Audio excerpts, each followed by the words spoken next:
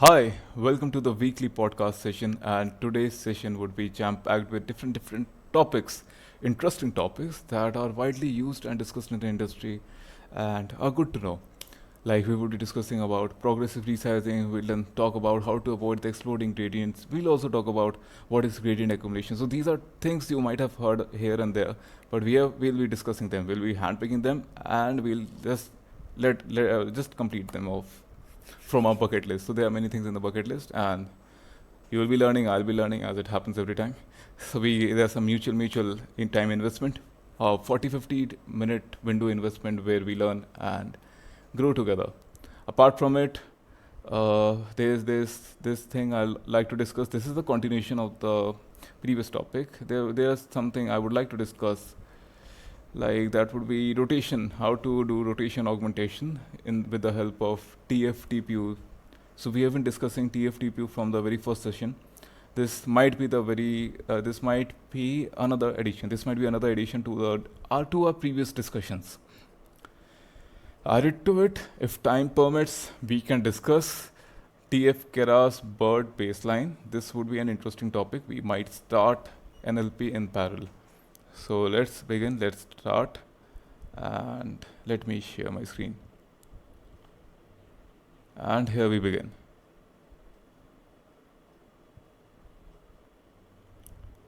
So our first topic is what is gradient accumulation in deep learning, or we can start with this particular part.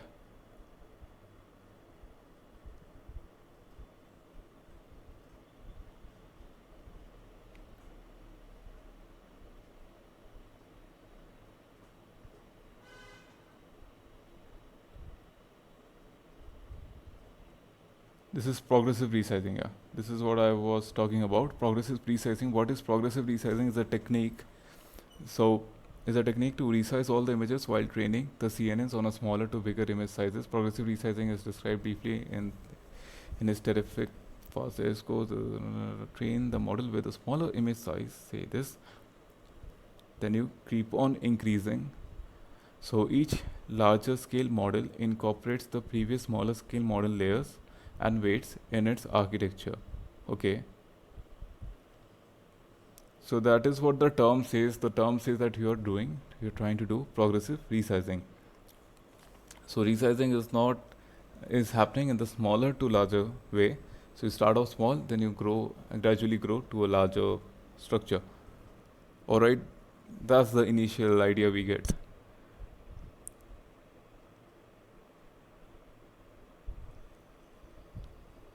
Apart from it, what is it? Apart from it, training, what is it? So, what did you do? Training a learner 64 cross 64. You trained, and then saved the weights. Then for 128, you use the 64 weights. Alright? Yeah, we can use the 64 weights. So, let us see its implementation. This is one GitHub repo I found for progressive resizing. This repo contains the code for building convolution neural network machine learning classifier in three parts. It is a comparison repo for the article boost your CNN network. This three components are first model on 4848, second on 96 cross 96, and the third and final model on 192 192. The resultant model is a three-layer cake. Each model layer subsumes the smaller scale model layers and weights in architecture. This approach is meant to demonstrate a workflow and technique for building neural networks known as progressive resizing. Alright, this data has been used. What do you do? Let's see how it is happening.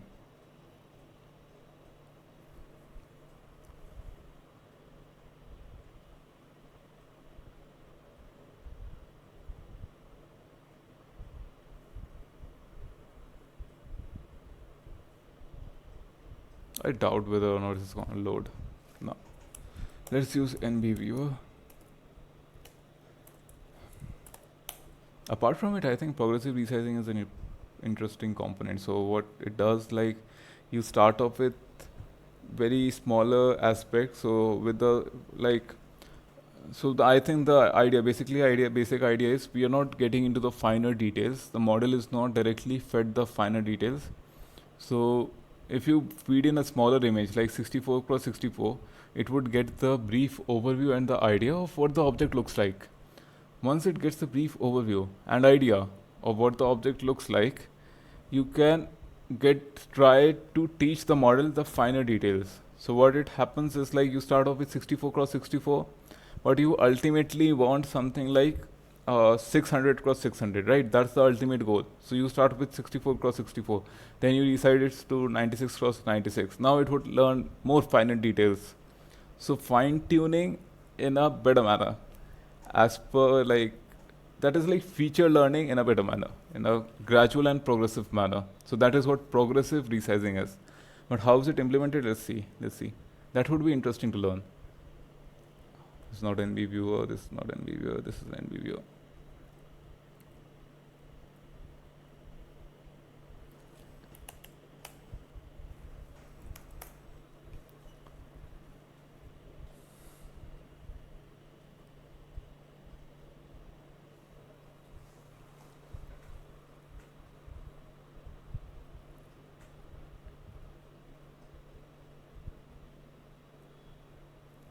Ah, this is not good. This is not what we want. What we want is something else. Build models.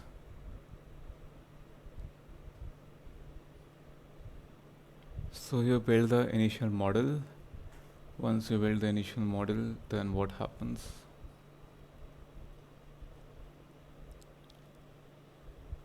This is the initial model, right? This is the initial model. Input shape is 48, 48 cross 3, BGG16 architecture, and pre-trained weights ImageNet. Alright. And you're asking the VGG layers to be frozen for the model.layers at 0. Alright. So basically you're asking the VGG backbone to be frozen and you're asking this to be trainable. Alright, perfect. Apart from it, we are training the model, saving the weights. This is model 48H5. Now,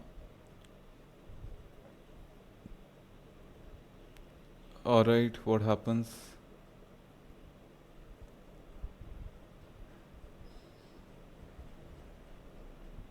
What is this library? I never knew about it. What is Keras LR Finder?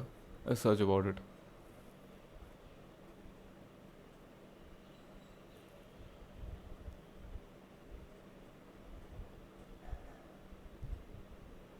Plots the change of loss function of a Keras model when learning rate is exponentially increasing. Okay.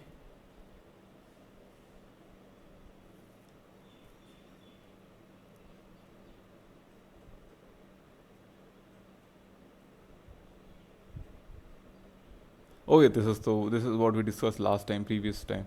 So this is basically, I think this is a repo for doing it automatically. Yeah, allow finder, you find, just pass in the model, find, you pass in the data, and it would plot the loss values. It starts to explode over here. You go one step back, and that's it. I think this is good. Oh, we found something gold. This is gold discovery. Else we did discuss the repos previous time. We can use either directly use this, or we can use the one which we discussed previously. So he or she is using LR finder, found the data, found the LR. Once found the LR, now you changing the, what are you doing? Damn it. What are you doing? So now you start with progressive resizing, I guess. We are not going to spend any more time iterating on this basic model architecture. Let's jump instead on progressive resizing. Alright. So 48 was cool. Now what is it? You're again training the model for 48 was 48. Now I think the input might have been changed. Yeah, input size has been changed for 96 cross 96.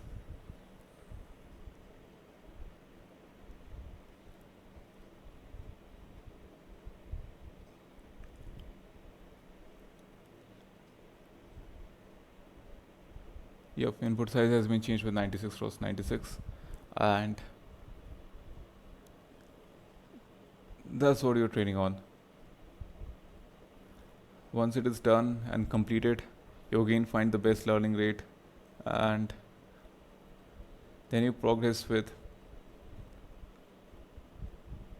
another round of resizing, and that would be 192 cross 192,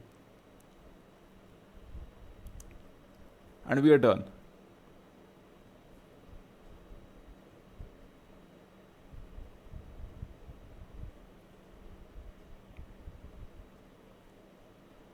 So the ultimate and the final model which was built might have the shape or might have the dimensions. I'm checking the train size.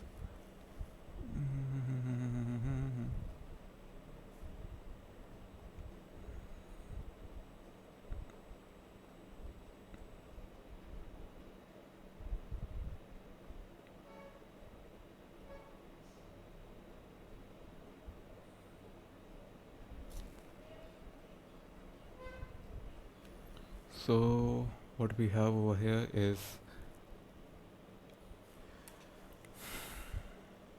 so basically what I learned about it is you start off with 48 48, then the size was doubled to 96, then it was again doubled to 192, and that's how the initially it started to gain and learn the main features.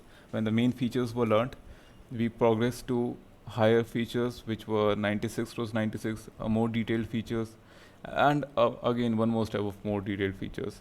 Apart from it, there are many other things which were done intermediate, but this is the technique. I think this is good. Let's see another notebook.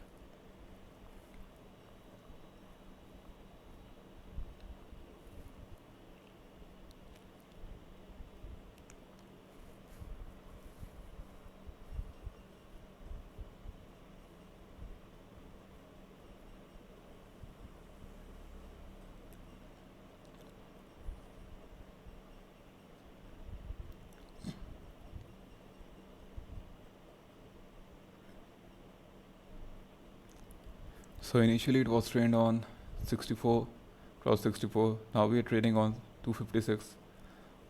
After that,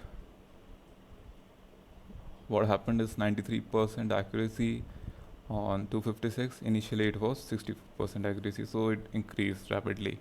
And you're using the weights of the 64 training and then defining again. So that is interesting. That is interesting. We learned a lot. This wasn't much. So this wasn't much. This is basically this is simply resizing the object. So initially, the idea basically the entire idea is resizing gradually so as to learn iteratively the features as per their order of importance. So first you would learn the basic and the overall features. Then you increase the resolution so as to learn the finer details and more finer details and finer and finer and finer till you till you feel satisfied, like this is the ultimate thing, or you might reach a plateau or a stalwart. That might be it. So let's close this. Apart from it, this is our second article for today. What is gradient accumulation in deep learning? So what is gradient accumulation in deep learning? We don't know.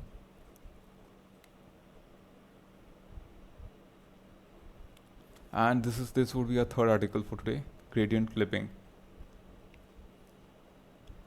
Which one do we start first? Gradient accumulation or gradient clipping? Let's start with gradient clipping. We started off here. We can complete this part, then we'll move on with this part.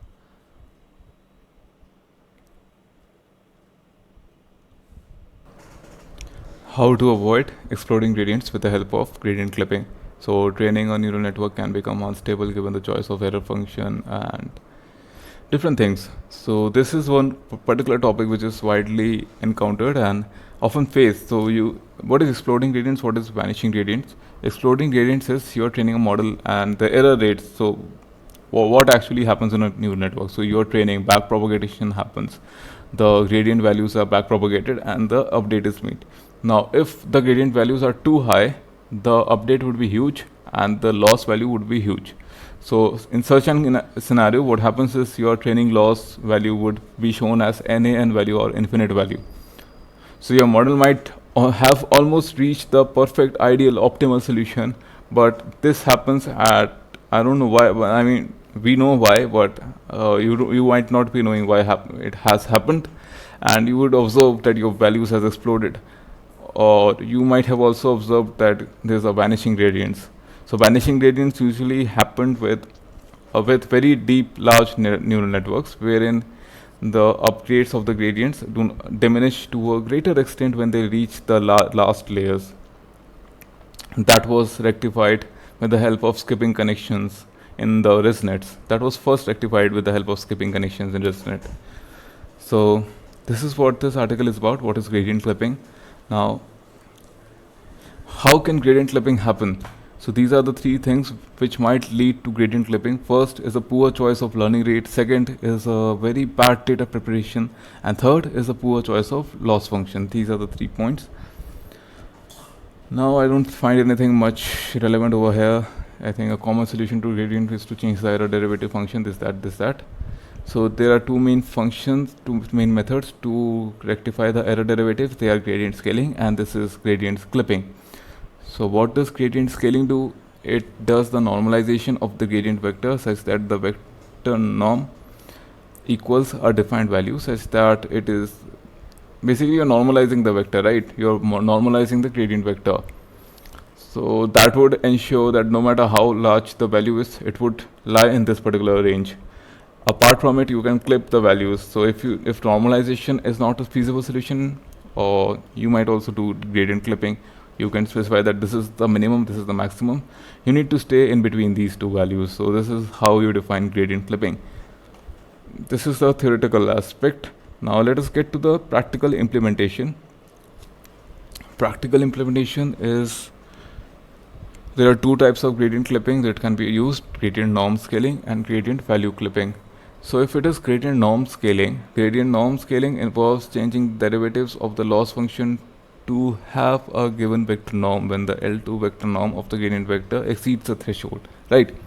So what do we do is, we could specify a norm of 1.0, meaning that if the vector norm of the gradient exceeds 1.0, then the values in the vector will be descaled so that the norm of the vector equals 1.0.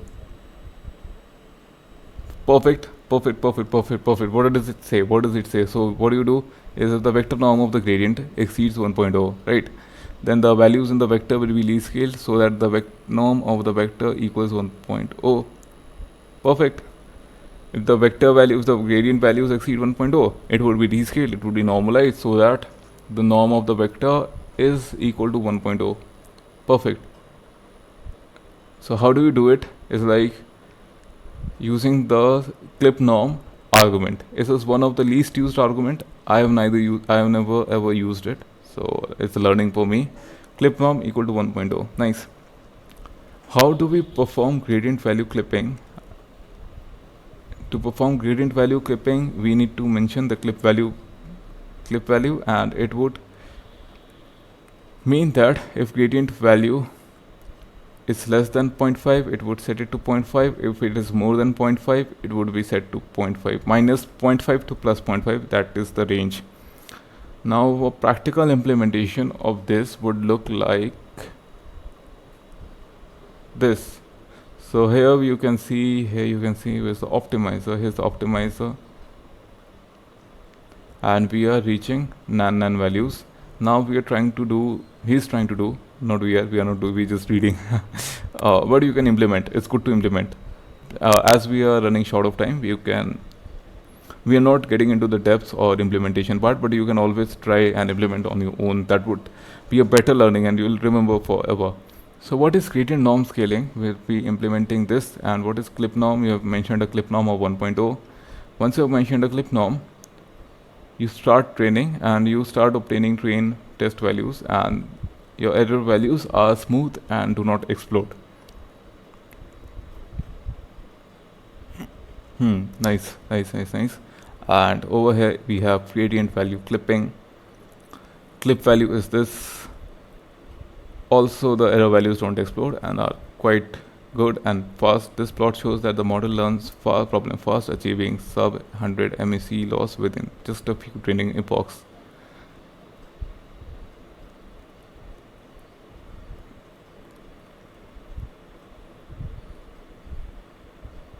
So a clip range of -5 to 5 was chosen arbitrarily, and you can experiment with different size ranges and compare the performance of the speed of the learning and the final model performance.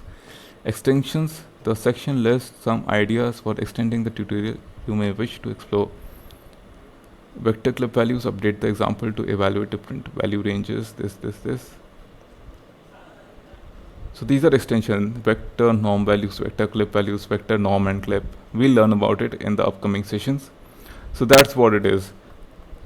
So wow, that wasn't difficult. That wasn't difficult. What we learned about gradient, exploding gradients is an issue. So what happens is, like, when you're training the neural network, during the backpropagation, the weights are propagated, and sometimes what happens, the gradient values are so high that the loss values explode. So in that case, we see that it is an exploding gradient issue. If it is a vanishing gradient issue, the loss is not propagated to the final layers or the deeper layers, and in such a case we call it a vanishing gradient issues. Both have their own set of ways to deal with them. How you deal with them is a different topic, but how we are going to deal with exploding gradient, how we are going to deal exploding gradients with the help of gradient clipping is the topic of this discussion. Now, topic of this discussion is exploding gradients, and there are two methods. First is gradient scaling, and the other is gradient clipping. Now, if we talk about gradient scaling, what you do is normalize the gradient values to a scale. So, if it is a scale of 1, your gradient values will be from 0 to 1 or -1 to 1. I think that is not mentioned. I'll look about it, how it is, but most probably it would be 0 to 1. Or it might be -1 to 1, doesn't matter. Whatever it is, we can learn about it. And the other part is gradient clipping. So what it does is you clip the values.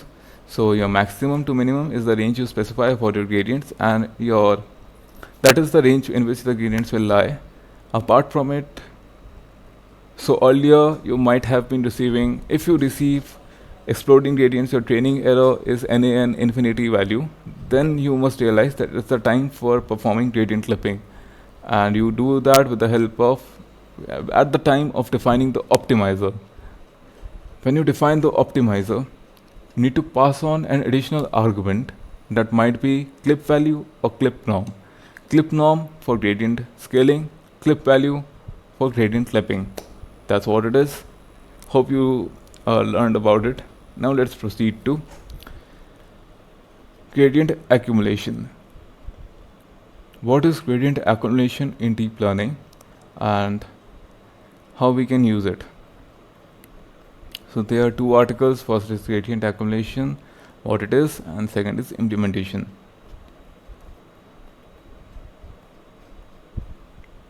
So what is gradient accumulation in deep learning? Gradient accumulation is a mechanism to split the batch of samples used for training a neural network into several mini batches of samples that will be run sequentially.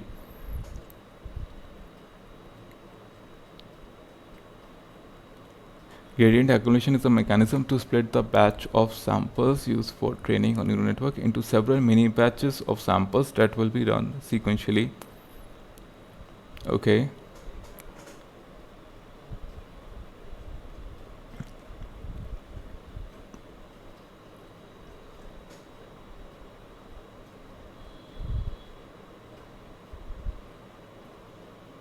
So what is gradient accumulation? Gradient accumulation means running a configured number of steps without updating the model variables, while accumulating the gradients of those steps and then using the accumulated gradients to compute the variable updates.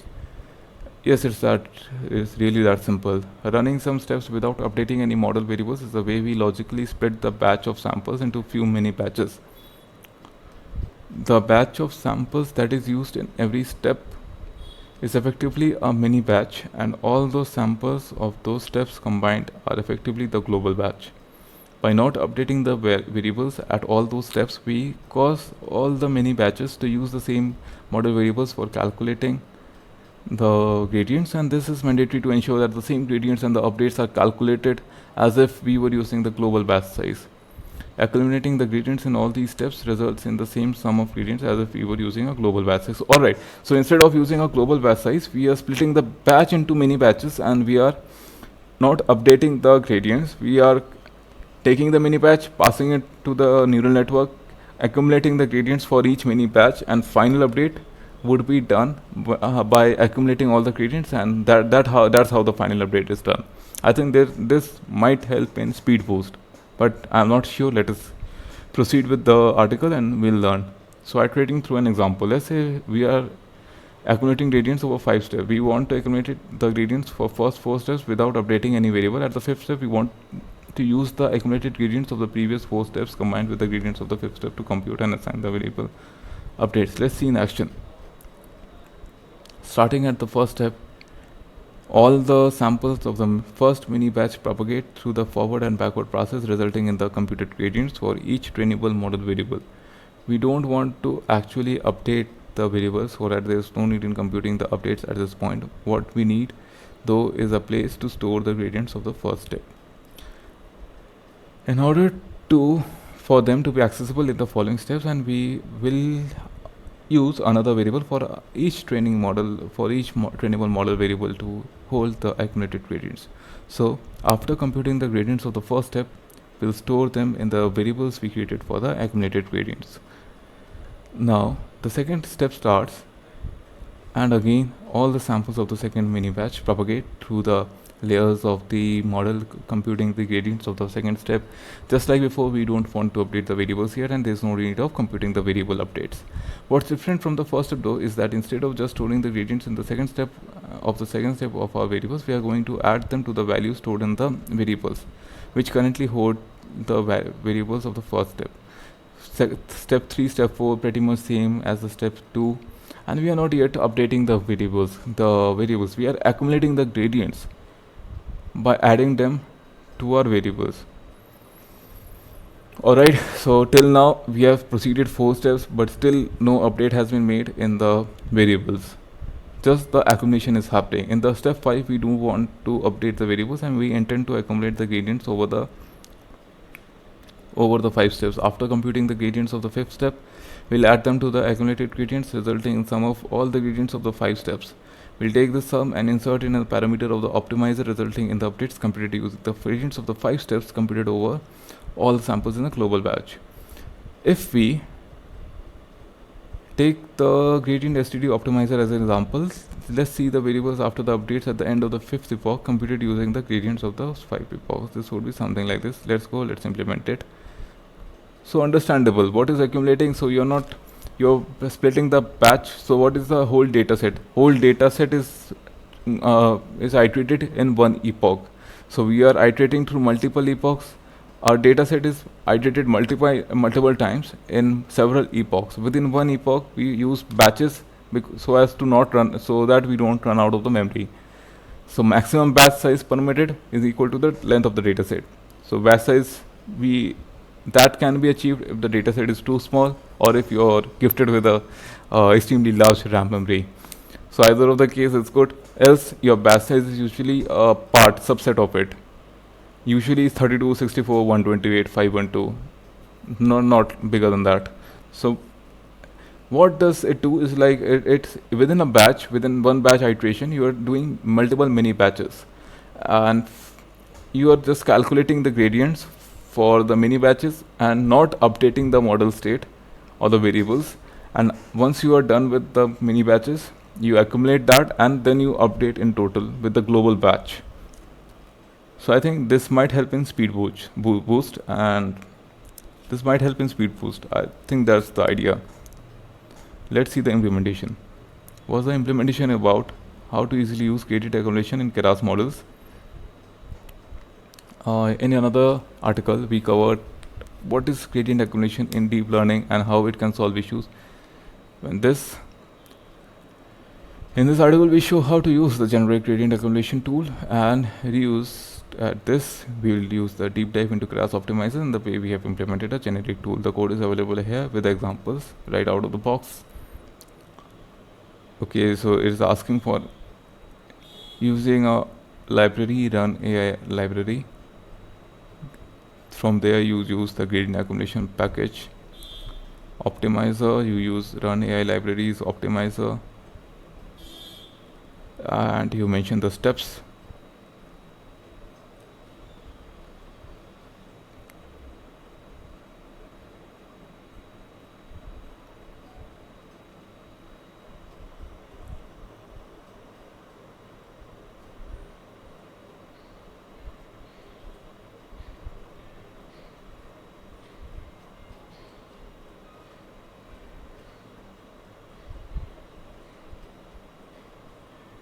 A generic wrapper for Keras optimizer, this. Okay, I think this is the implementation of how this happens. So let's start examining get updates. And where's the GitHub? I think here's the GitHub. Here's the GitHub, here's the examples. If you read about it, you learn, like, let's go to Keras. It is Keras, optimizers, hooks, init. Example VGG. So if you were to use a VGG, what it need to do, import Keras, then use the run AI gradient accumulation package or whatever it is, and pass in the optimizers as that particular optimizer, right. So that was it. So it is working as a wrapper. I think it is working as the wrapper. Wrap the Keras optimizer with gradient accumulation. So first you need to use a Keras optimizer, then you make a wrapper of it with the help of this run AI, whatever it is, run AI package. Now what it does is hooks. What does hooks do? What does optimizer do?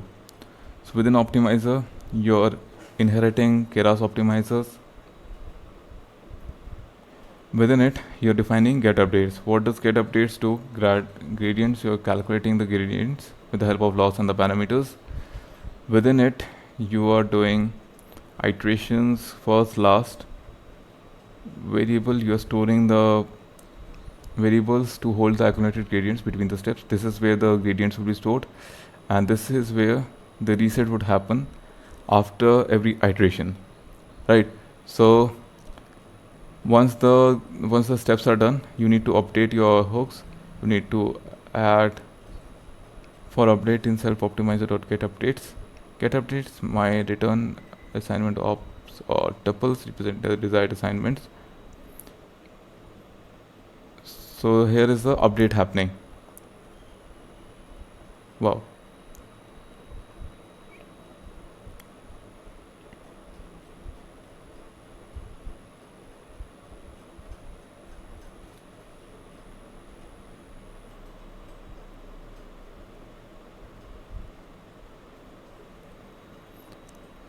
I'll look for a better example if I find this was not that intuitive, but if you were to use, this is the best and the simplest solution. And now let's proceed to our traditional learning of this is something interesting. Rotation augmentation with the help of GPU TPU 0.96. What is data augmentation with the help of GPU TPU for maximum speed? So what is the traditional augmentation method is you take the data from the disk.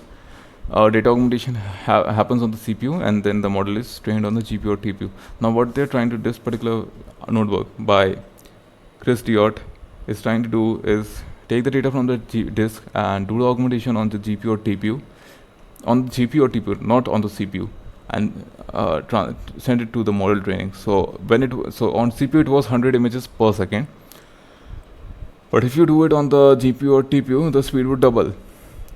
Right, that's the idea. Now let's see how it is realized. This is the standard imports happening. The configurations, copy paste, cut copy paste, as simple as that. The other configurations, 224 is the image size. If you want to use the mix precision, or if you don't want to use the mix precision, that's up to you. Data directories, this is something we have already seen. Define the classes. Custom learning rate, we have seen this. How to interpret this particular piece of code, data set, we have learned about it.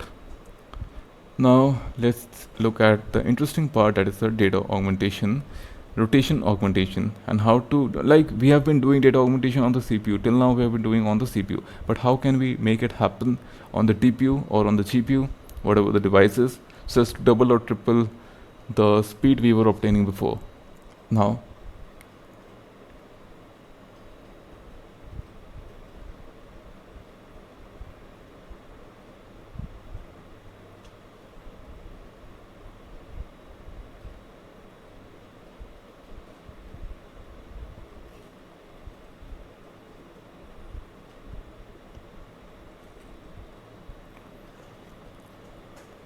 first let's understand what is happening. So I think there's a lot happening. The following code does the random rotation, shear, zoom, shift using the GPU or TPU when an image gets moved away from the edge, revealing a blank space. The blank space is filled by stretching the colors of the original edge. Change the variables in the function transform below to control the desired amount of augmentation. Here's a illustration.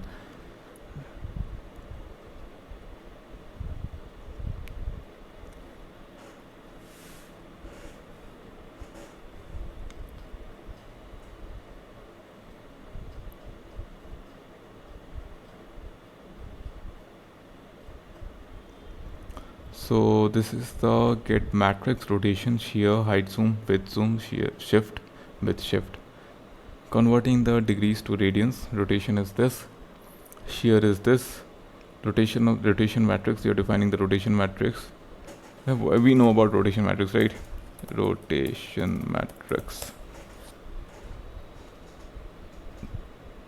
This is the rotation matrix. I think that is what it is. Cosine, sine, 1, 0, rotation matrix. Concatenate the cosine, sine, and 0. Cosine, sine, 0, cosine, sine, 0, cosine, sine, 0. This is the rotation matrix basically. Then you have the shear matrix.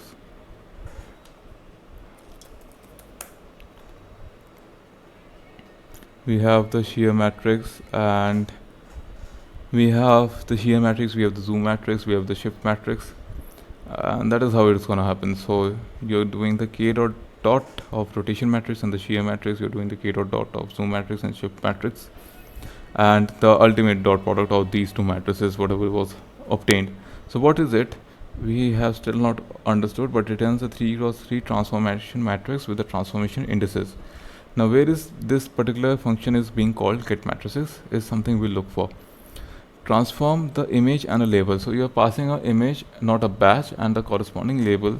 So the dimensions of the image are obtained, and you're obtaining x dimension, which is the remainder of the extra dimension. So whatever the remainder is, by dividing it by 2, right?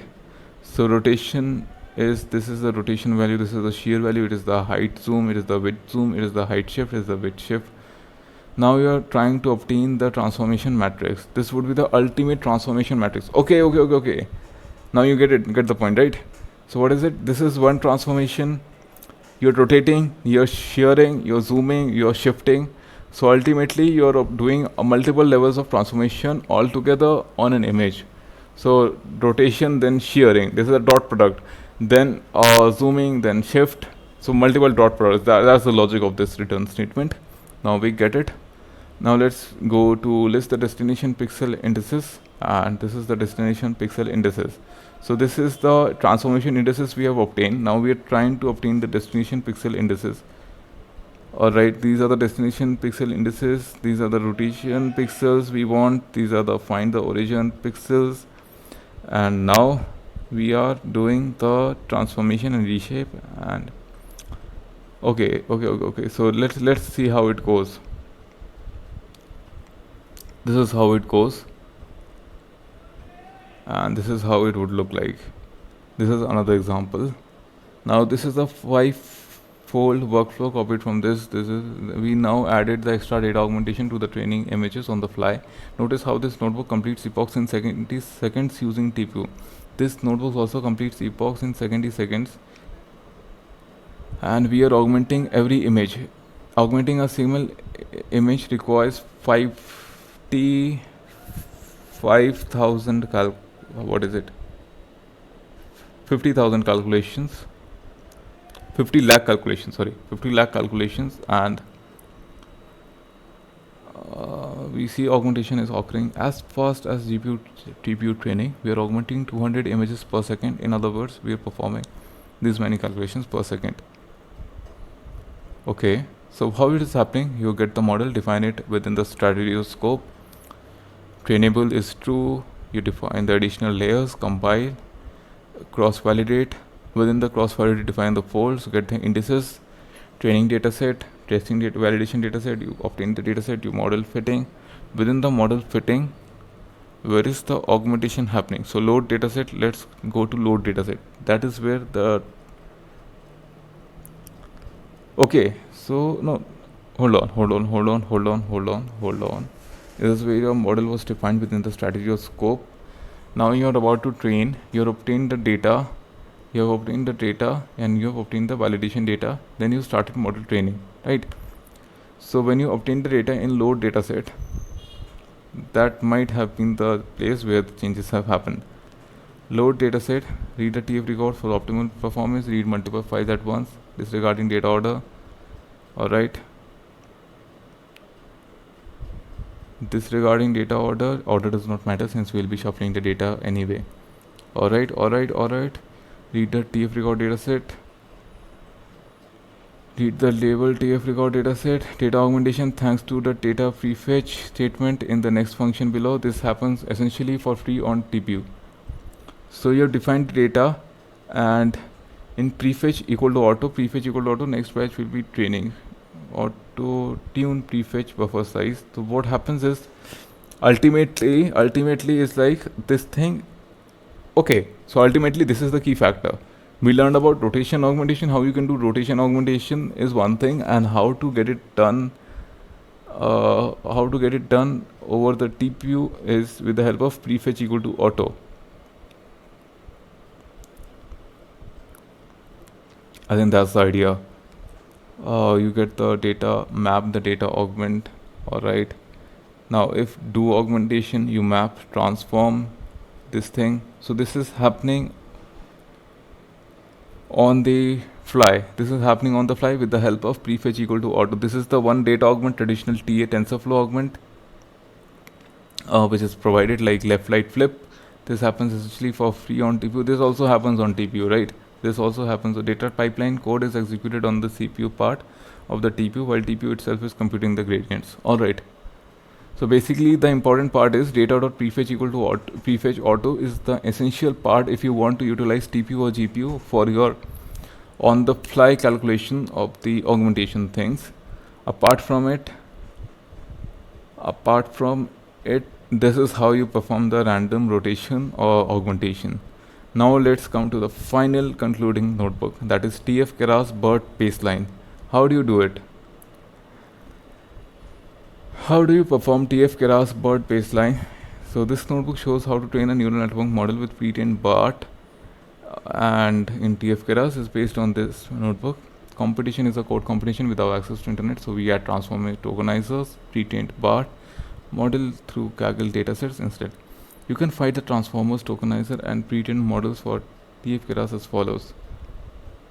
So what did he do is obtain the number of GPUs, you got the model name, you got the path, data path, you got this, that, got your data, did the pre-processing, tokenization with the help of BERT tokenizer, saved the tokens, model configurations, loaded the model configurations, loaded the BERT model, BERT encoding, did the BERT encoding, obtained the input IDs, obtained the token IDs, and obtained the attention mask, trained the model, loaded the tokenizer. Then we did save the encoded training data. So it is good to save the encoded training data, right? So why to repeat the encoding every time? Then he did the model building, defined the input layer for IDs, input layer for token types, input layer for attention mask, Here's the BERT model being loaded. Added a layer of sequential output, drop out tens, finalize the model, combine the model, obtain the models, made a scheduler. After that, starting training with cross validation, build the model, obtain the summary if the verbose is 1, fit the model, save the model, and keep on training. That's how it goes. This was simple. I would ask you to do it on your own because it has been like, it's quite simple. Try to replicate the thing. So what we learned in this particular notebook is how to do this. So first is the workflow. Workflow is check if your GPU is present, get the data, then do the do the tokenization. Once you're done with the tokenization, do the encoding. Once you have obtained the data, training data, encoded training data after the tokenization and encoding of the inputs, mask, attentions, everything, save it at somewhere. Then define the model, how the model would be, define the learning rate scheduler, and start training across however you want to train. That's the workflow. I think this was a good summarization. You can check out this notebook as well.